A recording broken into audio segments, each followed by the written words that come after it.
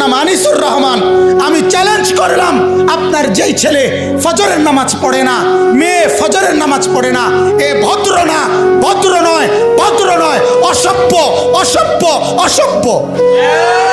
তুমি যদি সাহস থাকে তো তুমি প্রতিবাদ করো, তুমি যুক্তি দাও। আমি বসুন, দরকার হলে তুমি বলো। সেজদাবিহীন কোন মুসলমান ইমানদারের ছেলে, মেয়ে, বিবি যার কপালে সেজদা নাই, সে শিক্ষিত হয় নাই, সে সভ্য হয় নাই, সে ভদ্র হয় নাই।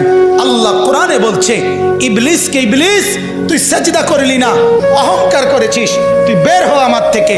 জন্য যে সেজদা করে না সে অহংকারী, আর অহংকারীকে ভদ্র বলে না। কথা বলেন না কেন? অহংকারীকে কি বলে না? ভদ্র বলে না। নাই তো বলেন আপনি পৃথিবীর কোন ডিকশনারিতে আছে কথা যে অহংকারীকে সভ্য বলে, অহংকারীকে ভদ্র বলে? আল্লাহ তো কোরআনে বলছে সেজদা না করা এটা অহংকার। এটা কি বলেন না? তাইলে অহংকারী কি ভদ্র হয়? অহংকারী কি সভ্য হয়?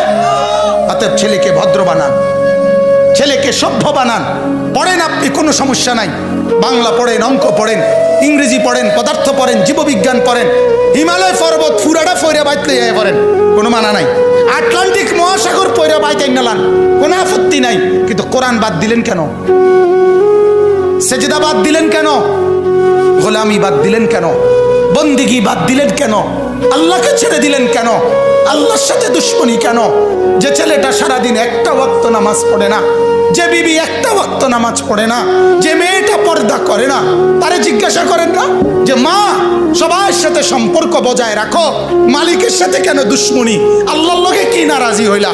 আল্লাহর সাথে কি দুশ্মনী? আল্লাহর লগে কেন রাগ করলা? কেন রাগ করলা?